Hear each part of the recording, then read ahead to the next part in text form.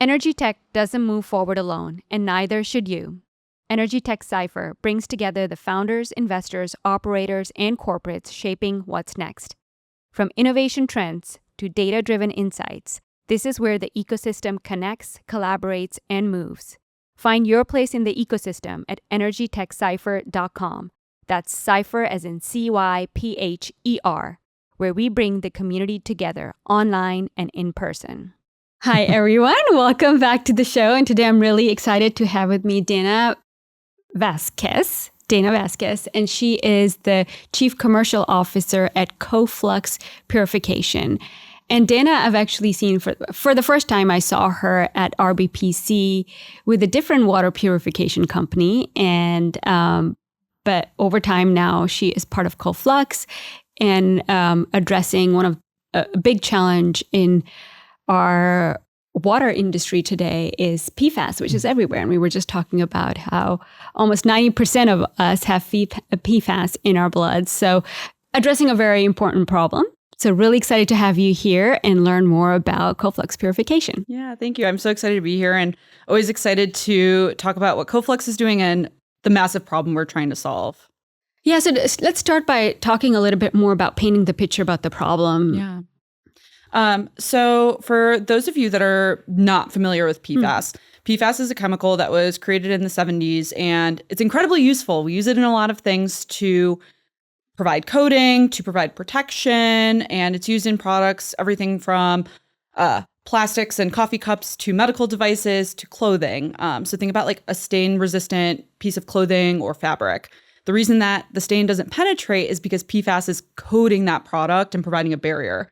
So incredibly useful, but over time, those chemicals are wearing off of the materials that we're using and getting into the water. And right now, there's not a way to permanently destroy PFAS. Right now, what industry is doing is simply removing it from the water and putting it somewhere else for someone to take care of. Typically, that's looking like a really large Brita filter that an industrial is putting into their wastewater treatment systems. And think about when you use a Brita filter at home, right?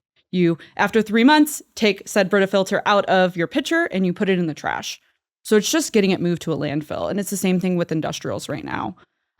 So over the last number of years, our team has really explored this problem and tried to deeply understand, like, what are the costs and regulations driving PFAS, but also, like, what is the right solution to really solve this problem? And our team firmly believes that you can't just capture PFAS in a material. You have to capture and permanently destroy it so that it's no longer getting into our wastewater streams. So that's a 3,000-foot level view of kind of like what's going on in the problem space right now and our philosophy of how we're trying to solve this problem. But we firmly believe that there's going to be a lot of solutions for PFAS depending on the wastewater stream types and the matrix and the makeup.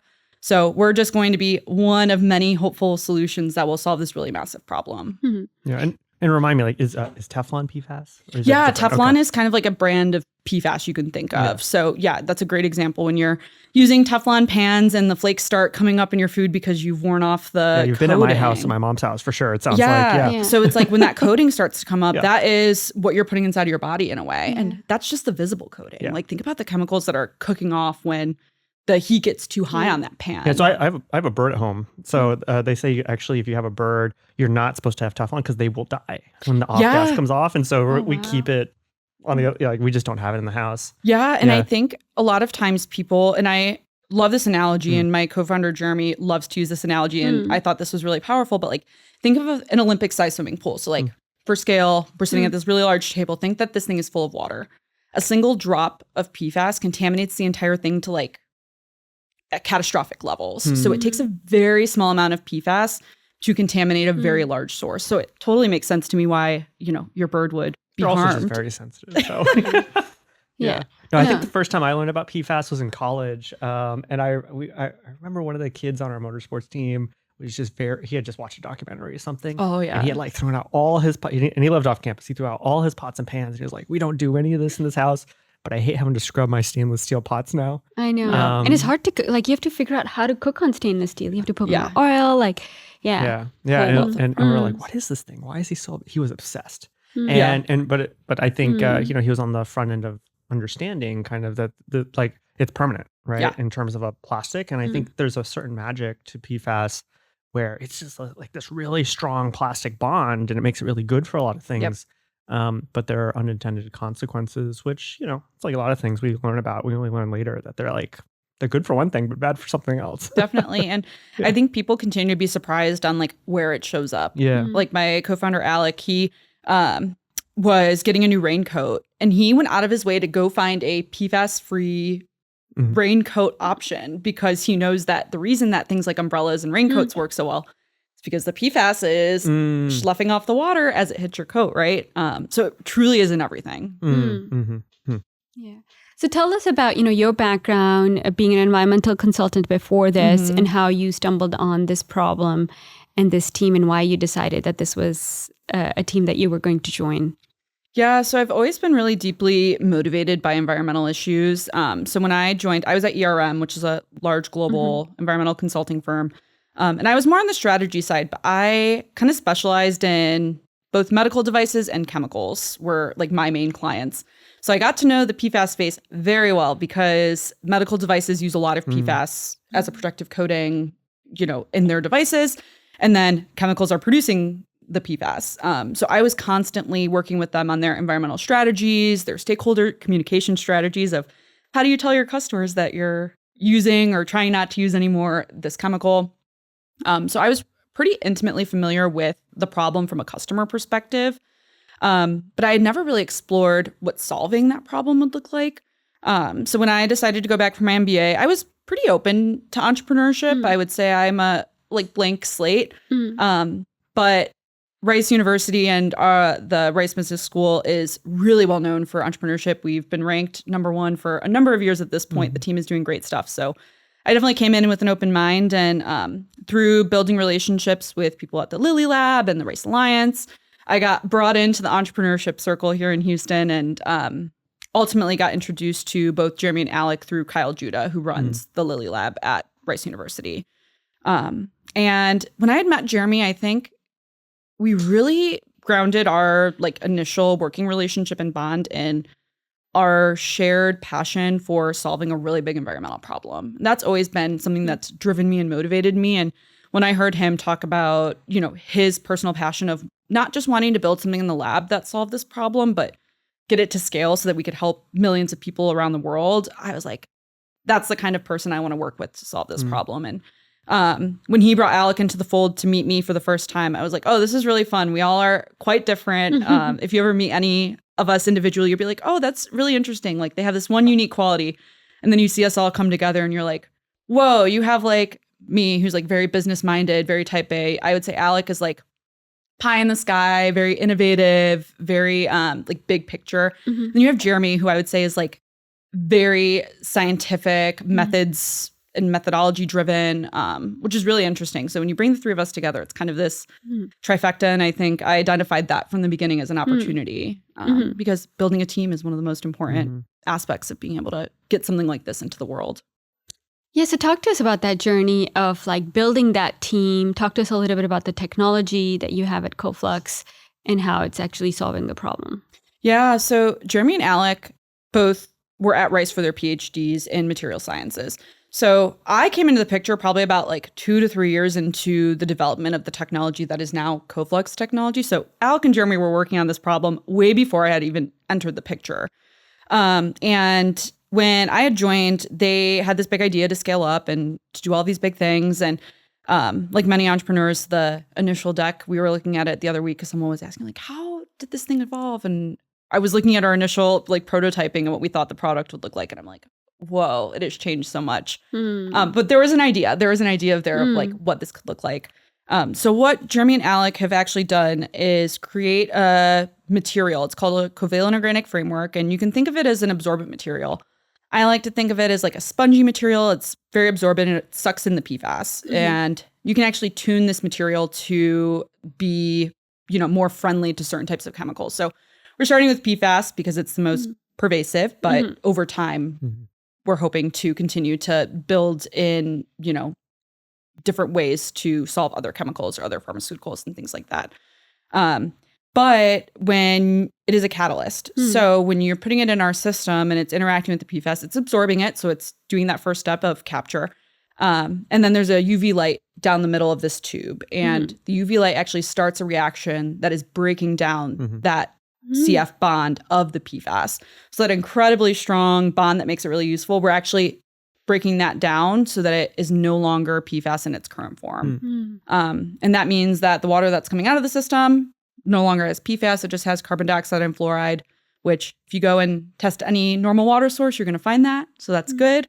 And yeah, the real innovation here is that material, the COF that Jeremy and Alec have developed. And so, do you separate the PFAS, then break it down, but then put it back in the water? Is that so? The PFAS is fully mineralized with that reaction. Okay. So it is the carbon dioxide and fluoride. So what does that mean when you out. mineralize something? Like it are you is making it into salt? Is that no? Like it's fully breaking down that bond. Okay. So the CF bond is just carbon dioxide and fluoride, and it's very strong. When you break it apart, it's just those molecules individually, so that there's no longer the harmful effects that come with the original bond. Yeah, so it's just the carbon and the fluoride on its own. But how does carbon exist in a free form? In water? It just exists in its free form. It's like carbonation. Because like fluoride would be like, would it be as F2 or no? No, so like any form of water has minerals and salts and different things in it. So it's just breaking it down into things that we would normally find in water. Okay. So like they're just dissolved like elements. Solids? Is that what people call it? Yeah, I would say like it's just the elements that are in the water. I wouldn't say it's like dissolved. We're just breaking down the bond and then it's existing as an individual element. Yeah, that's what I'm trying to go back to my chemistry, and I was like, would it be like C+, C-? Like that is a great question for Jeremy and Alec. The real question is, do you take it and then put it into like Topo Chico and then it's completely safe and it's fine?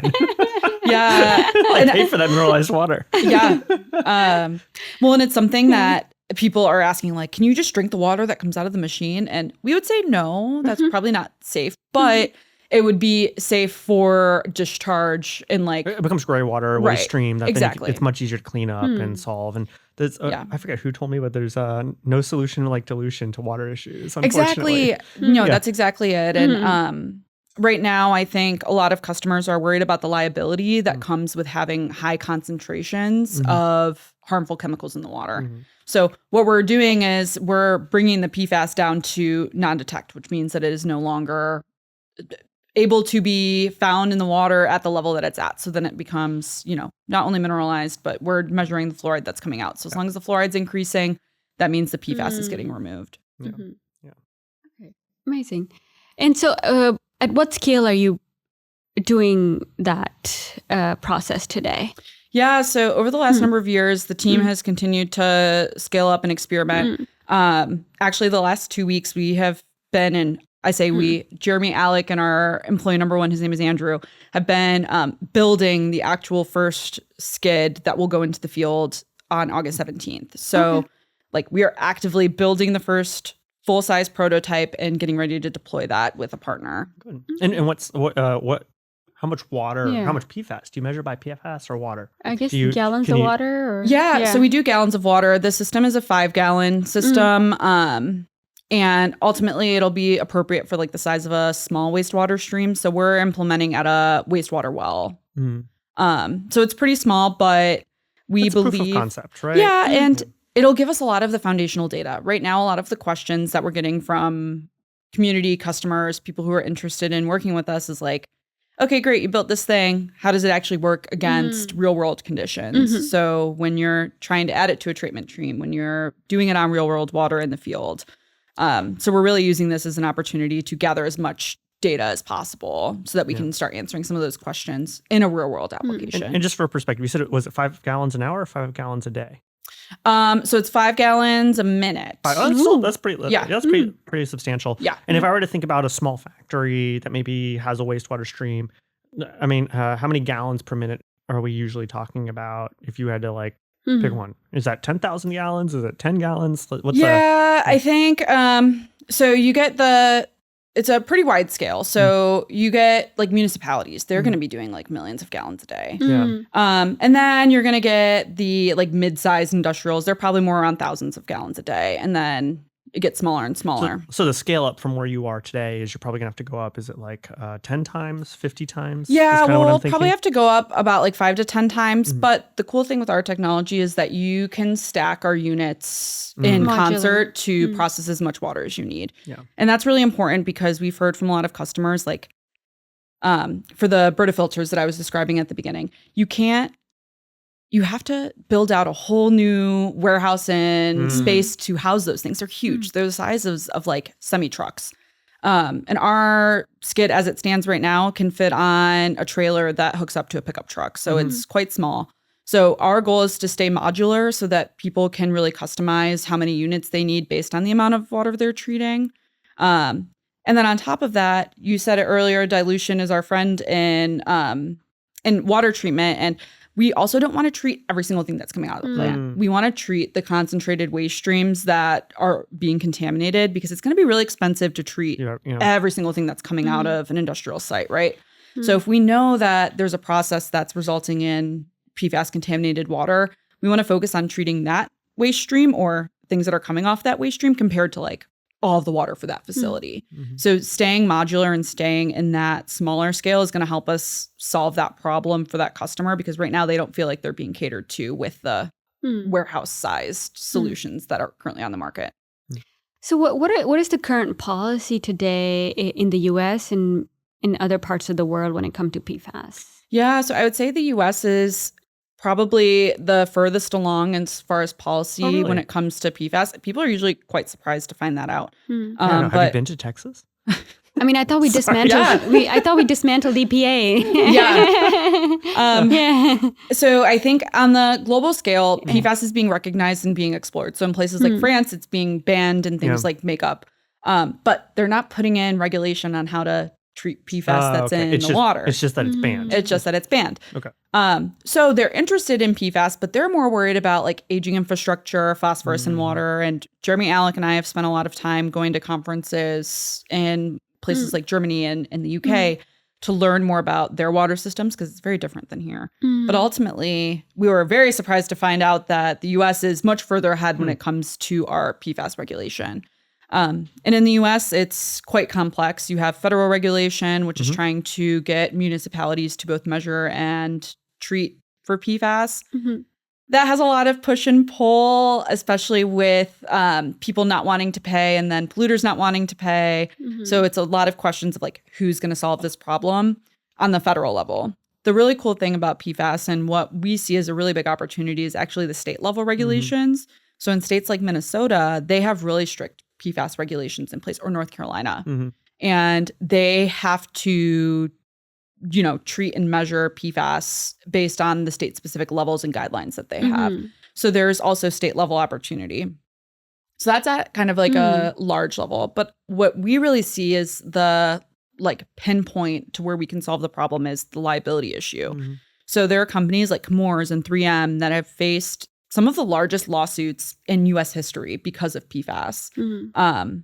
If anyone is really interested about like this history of business and PFAS, I highly recommend the movie Dark Waters. It explores the case that was in West Virginia and Southern Ohio. And I'm from Ohio, so I feel very attached to the story that they've portrayed. But it really dives into this issue of liability. So what we actually are trying to do is, of course, align to the regulations, which are a pushing force, and we want to align there. But we're actually trying to solve the liability issue, which is like when you discharge PFAS into communities and people are getting sick and 10, 15 years down the line, they hold you liable to that and you have to pay billions and billions of dollars and spin off parts of your company to avoid bankruptcy or other types of consequences. That's what we're actually trying to solve for is taking away that liability and risk so that you don't have to deal with that in 10 to 15 years, which ultimately gives us a better financial argument of like, sure, you're doing this investment today, but you're saving the billions of dollars that we've seen time and time again these companies be prosecuted for at the federal level.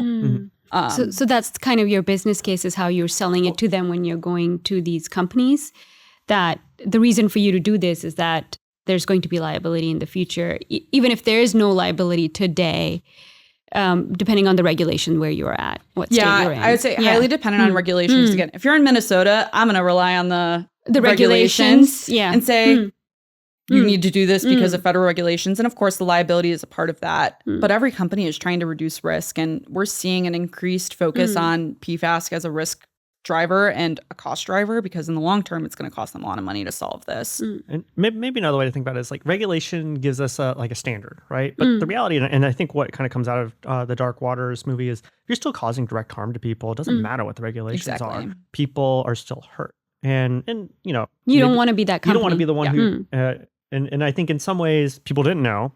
Maybe, and I think part of it is they did know at some point.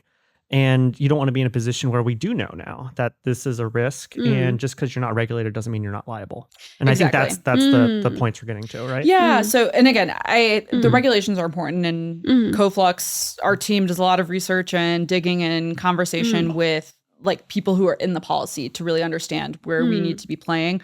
But I think the liability is almost more scary in the long term for these companies because, so for the regulation, for example, there are certain industries that'll be exempt from some of the regulations because they're a critical industry. Yeah. That doesn't remove them from the liability, even though they're not going to be regulated as heavy because they're in a critical industry. So for them, we're going to be like, look, you know that this is a federal regulation. It's coming out of all of these states. That doesn't remove you from the long-term liability, even if you're not going to be regulated by a body today. So yeah, I think it's a little bit of both. And so much of it depends on like where the customer is located, how big they are, how spread out is their risk. Do they have certain sites that are in some of these states that are more highly regulated?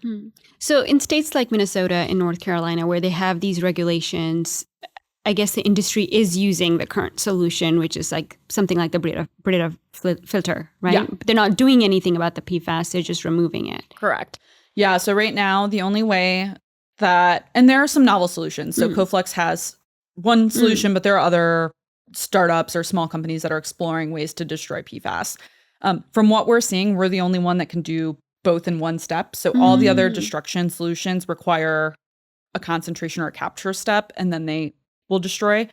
So I think that's important to say too, is like some of these companies could be using a destruction technology or something novel, but most of them are putting it in the landfill or incinerating it. And the incineration piece, it's really dangerous because that is being outlawed at a national level as well. So because you're vaporizing it. Correct. And then it just aerosols. It's in the air. Yeah. So it's, again, a short-term solution to a problem that's going to continue to come up. So I think that's really where we're seeing our value is simplifying the treatment train and then providing that more simple solution to actually destroy PFAS so that you don't have to worry about the long-term destruction in a way that's harmful to the environment.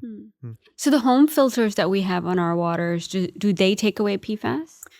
It or some depends. of them, I need to get that checked. We got a reverse osmosis system, which is a whole different story about how we got sold that. But it's like some of it was because of like it really pulls out everything. Okay. So reverse osmosis is great. I use a life straw filter at home, and I had Jeremy and Alec like look up all of their research to make sure that that was an actual claim that it could remove PFAS. But we feel confident on that one from recommending to family and friends. So I use life straw at home, but reverse osmosis is great.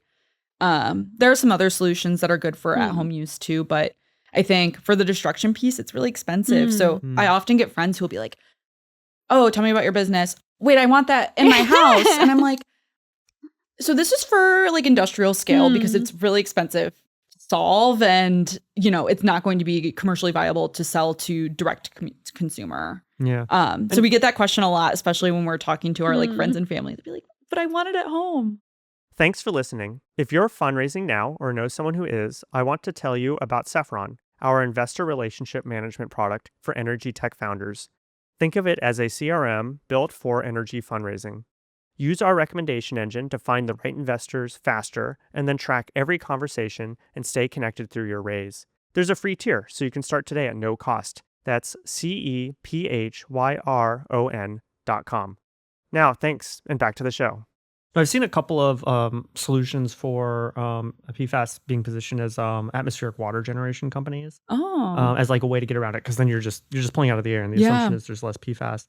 And I look at it, and like sometimes an advice is like $3,000 to $5,000, and I'm like, man, that's so much to pay for water. Because in some ways we underprice water, right? For sure. And I understand. I think it was I don't remember if it was a rice company, but they were looking at like going into rural Maine or something like that where there is no water infrastructure. And so that's how you enter the market. But no, like the solutions are expensive. Yeah. That's and it's hard to manage if you have to do it in part because the water infrastructure is done at such a scale. Yeah. Today, right. Absolutely. So. Yeah. And a lot of people look at the water industry and we see a lot of opportunity for innovation because it is so ingrained and the practices have been what the practices have been for a really long time. So it's not an industry that's used to a lot of innovation. I would say much less so than some of the other industries where we see more technical solutions come to fruition. So oftentimes a big challenge too is like getting people on board with something different and like the change management side and the behavior change has been really interesting to see from an industry perspective. But I think we're bringing them slowly along and we have continued to like build community and have great conversations with people who are in industry. But I think it's generally an industry that's not very great with change. Like they want to keep things the way that it is. So, I mean, it's one thing to like solve a problem and have a technology, but there's another thing to like build a business around it, right? And you guys have been doing this now for the past 2 years. You've been part of many competitions. Tell us about that journey. How do you fund the development so far and what are your plans for the future? Yeah. So especially coming out of the university and, Alec and Jeremy were PhDs. I was an MBA. So we're like a little bit later. I had already had, the start of my career and Jeremy and Alec had been in academics for quite a long time at that point. So the funding piece was a really big part for us because they were developing this technology in-house. But if we wanted to spin out of the university and really get this going, we needed to provide that path forward. So while we were at Rice, we focused on doing as many non-dilutive opportunities as possible. And thanks to the team at Lilly and thanks to support from like the Jones Graduate School of Business and our advisors, we found so many opportunities. I think by the time that we left Rice, we had over like $700,000 in non-dilutive funding from all of those opportunities. And that really gave us the beginning runway.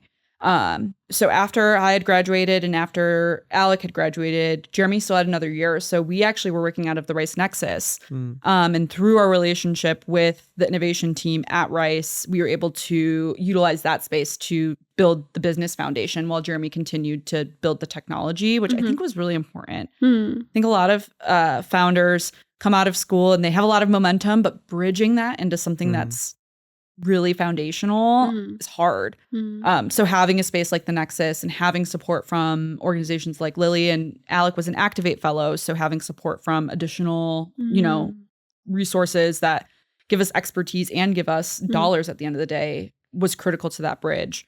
And then once Jeremy graduated, to be honest, we needed something to get us to this field test. So we internally did a small friends and family raise and did just about $1 million to get us to where we are today. So we relied on connections from Rice and Rice Jones, so the business school, and then multiple from Activate, and then just people in our network who saw our solution and were excited or wanted to work with us in some way or help us out. And that has been kind of our foundation to today. And we're getting ready for our next fundraise that hopefully will start right after the field test. So our plan is to go out, get that data, and then go out and do that next raise to get us to a full scale pilot that we would implement with the customer on site. So I heard you say a couple of non-dilutive sources. Did you go after SBIR and programs like that as well? Yeah, so we have been applying to grants. I think the grant environment right now is really sticky. And we saw with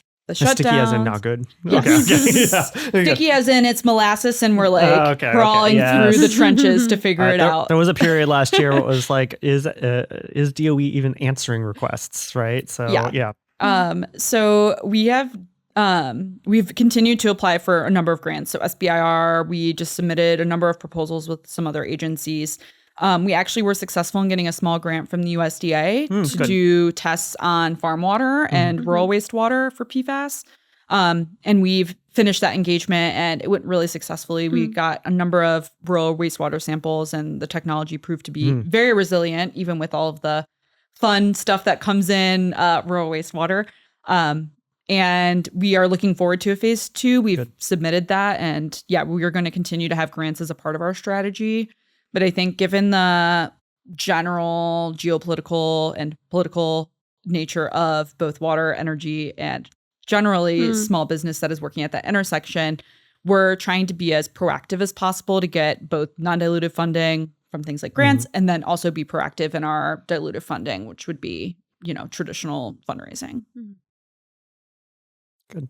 And, I think you talked a little bit before the show about how you decided to get involved and put your effort and I don't want to say career on the line, but like you could have gone off and gotten a job in industry, but you decided to stay. So tell us a little bit about, what keeps you energized. Yeah. So I think, I think it's two things. One is like my personal passion and drive on the like environmental side. I grew up in Cleveland, Ohio. I grew up on Lake Erie, and there's a lot of lore around, the intersection of environmental issues and my city where I grew up. And I think I've always felt really tied to solving that problem because I think it's something that is like deeply ingrained in who I am as a person and how I grew up. And then separately, I think like I have two little sisters who are quite young, and I look at them and I'm like, oh my gosh, I can't believe that, this problem isn't being solved so that you guys can live longer or not have health issues or not have to worry about this. And I think, when we have tough days or if we're out in the sun building the skid all day and we're exhausted at the end of the day and we're like, oh my gosh, what are we doing? I think I look to my sisters, but I think that we all look to the communities that we're trying to help and think about the long-term scale and impact that we can have when this technology comes to fruition and comes to scale. So I think we're really just driven by solving the problem so that we can help communities so that we don't have another dark waters or anything like that in the future. So tell us about your first client, who you're going to be deploying the skid on, what kind of company it is and what kind of got them interested. Yeah, so we're working with the Bureau of Reclamation. So it'll be on a site that is close to military bases. And a whole other area of PFAS that we haven't gotten into is firefighting foams, which has an incredible amount of PFAS in it. So typically the Department of Defense and military bases are great partners because they have a lot of PFAS that has accumulated on their sites. So with working with the Bureau of Reclamation, we're going to be, close to and working off of water that is coming off of those sites. And it'll provide a really good foundation because the water is not a simple matrix. It is something that we've been testing over the last few weeks. And we feel confident that our technology will work on it, but really briny and high contaminant levels and just very complex. And will provide a really good foundation to show the differentiation of our technology, that we don't need the most glamorous water matrix or something that's super clean to work off of. We can work in challenging environments, which I think will further highlight the advantage of our technology, maybe over other novel technologies in particular that are trying to destroy. I have so many questions about why they have so much foam. Is it because they're practicing? Yes, exactly. Okay. Yeah. Okay. So say that it's like a Air Force base and a fire breaks out because a plane is leaking fluids and X, Y, and Z. There's a huge chemical fire, and they're actually required to, by law, to use these firefighting foams that previously had PFAS in it because it smothers the flames really well. It deals with the most urgent problem, which is fire. Exactly. So when they had implemented it, they were like, this is great. It's a safety innovation. And then down the line, of course, they have to do that at the opportunity cost of it having PFAS in it. So now it doesn't have PFAS? Is that what you're saying? I think they're phasing it out. So there are PFAS alternatives that are continuing to come to market. And my understanding is that they have like done some transition, but the thing about PFAS is it doesn't go away. So even if you used it, it's in the ground. It's in on the ground. The tarmac. It's going to be in the natural environment. So and that's why it's a remediation that you're working with. Exactly. It's like the repair. Yep. So even if they stopped using AFFF 3 or 4 years ago, all of the site is going to continue to have contamination because it does not go away naturally. So you said, you're waiting to get this full scale skid out and we'll start fundraising soon. So how are you talking to investors currently? How are you managing that relationship? Yeah. So Alec and I have started a number of conversations. I think like many, we try to go with the relationship forward and bring them along for the journey. And then when the time comes, there's already something there. I think this is where Activate has also come in and been a really fantastic partner to help prepare us and give us the foundation to some of those relationships and introductions.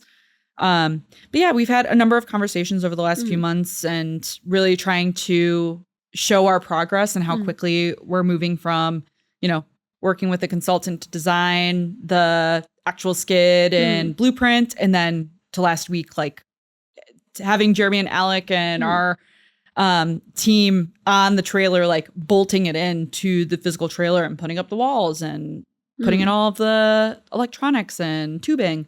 So it's been fun to give them that update over the last number of weeks, especially so that they could see the physical progress happening. Who do you see as, or from your conversations today, your customer base? What type of customer are most interested in deploying such technology today? Yeah, so we are really seeing industrials as kind of the initial beachhead market, but within that, we're specifically interested in focusing on like smaller waste streams. So this would be like smaller offshoot factories or things like that are handling PFAS. And they're also going to be industries that are either using it very heavily in their production and manufacturing or the chemical companies themselves. So we've explored some other niches within industrials. So I think there's room in the future to expand. But initially, we're seeing the large consultancies as a window in to build that relationship and do those deployments and then do those deployments on industrials. So. Okay. And what do you want to talk about some of the challenges you faced as you guys have been building this? Going from like a consulting job at ERM to actually working on a startup, I'm sure it's a very different environment. Yeah, I think the biggest thing is scientists and business people have a totally different language. So it was a really big learning curve for me. Jeremy would put in our group chat and be like, oh gosh, everything is breaking, nothing is working. And I'm like, oh no, like we're cooked. And then I would see him the next day and he's like, no, everything's fine. He fixed it. And I was like, what are you talking about? Like, he just needs to vent. The way that you said that really set a tone. And he's like, no, that's just like how scientists are. And I was like, okay. So I had to like have some conversations and get some coaching and feedback on like, okay, so let's settle on some language that we all can use of like, when are you just like, oh my gosh, nothing is working, but I feel like I can fix it versus everything is on fire, nothing is going to be fixable. And I think that was a really important step in our like co-working relationship because science people are constantly running into technology problems. And on the business side, I think it's much more, we can problem solve and iterate really quickly. So when something is not working for me, it's like, okay, I'm just gonna try the next thing. When you're in the lab, and I can just imagine if Jeremy is like running tests and these tests take 3 to 4 weeks to run and the thing is not working, he can't validate that another solution is going to work for another 3 to 4 weeks. Where on the business side, if, I'm experimenting with our go-to-market and how we sell and it's not working out in the model the way I want, I can just go back and fix some numbers or fix some timing. That takes maybe 30 minutes to like fully integrate it, right? So I just think the speed at which we can really problem solve really quickly has been a big difference, and getting me aligned to that science way of thinking has been very important and a really big challenge. One of the most frustrating things for me in my first company was I had a great technical co-founder, but he was very much like a PhD science engineer. We would get into an investor meeting and I'll be like, we're going to go do this. And then my co-founder would be like, well, we don't know we can do this. And I'm like, we have to have faith that we're going to go do this because we're the experts, right? And he's like, well, we haven't proven it yet. And we're having an argument right in front of the investor. I'm like, you're just confusing the investor. Like, you're giving us money to go figure this out. And it's frustrating, but like, that's just the way the science brain works. Like, these are the facts, right? And I think one of the challenges of being not just a commercial entrepreneur is like, you do have to paint a future. You don't know you're going to get there, right? And is that a discussion you guys have had? Oh, for sure. I think, so as I described in the beginning, I would say Jeremy is very much like methods and facts and prove this and has that really like scientific brain. I'd say Alex is the perfect mix where he's like pie in the sky, like innovative, big ideas. And then I'm the business person who's trying to like sell the future, right? So I think what we've learned is Alec and I will usually take the first few meetings to really build that vision and build it up. And then when they are ready for the technical questions, Jeremy comes in and he's like ready to go and can really frame how the technology fits into that bigger vision. And I think we found that method works really well, but I think it's just playing to our strengths. Like we've identified that Alec has this, we call it like the woo-woo, but like he has this like ability to share. The woo is a skill. Yeah, like to share the long-term vision and to like be really excited about it. And then I can be a little more tactical to be like, okay, and here are the steps that we're going to take to get there. And this is what it looks like. And then you have Jeremy who can really come in and say, and this is how the technology is going to evolve to get us to that place. And I think that's definitely something that we've had to develop. It was not a overnight. But that's great that you found that mix, because a lot of times, you know, when investors are looking at a founding team, they're looking, do they have all these, you know, three things? Do they have someone who can sell? Do they have someone who understands how the business is going to work? Someone who really understands the technology. So that's great that you'll have that from the get-go as you're going to be building and developing that. Yeah, and I think it's been fun to see both Jeremy and Alec just grow so much in their like business acumen. Every time we go back to Rice to like talk at Lilly or talk to our advisors who are still like academics at Rice, they'll always pull me aside after and be like, is that the same person who graduated from this PhD program? I'm like, yeah, they've come just so far in their like understanding and framing and ability to talk about the business side of things. And I think that's been just so exciting to watch them both grow in that way. And just shows the potential that like our deeply scientific people could have if given the opportunity to grow those skills. And I think what Lilly is doing with the Innovation Fellows program is such a great example of like giving that opportunity to people who traditionally have been more on that science side to try and branch out and build that skill. And I think we really credit them with a lot of Jeremy's foundation to be able to make this transition, to not just think about it as a science project, but to think about it as a commercially viable business opportunity that we can then take to market. So how do you plan on spending the fall now? Would you be going to like New York Climate Week? There are a few conferences coming up. Yeah. So Jeremy, Alec, and Andrew are all heading out to site, and they'll be on site for 3 weeks starting August 17th. So their fall is going to be running the pilot and then Operations. analyzing the data. I think based on the fall, we're going to try and concentrate some events based on like where investors will be. We've talked about New York Climate Week, maybe Boston Climate Week. We did go to some water conferences this summer. So we went to AWA, which is the big National American Waterworks Conference.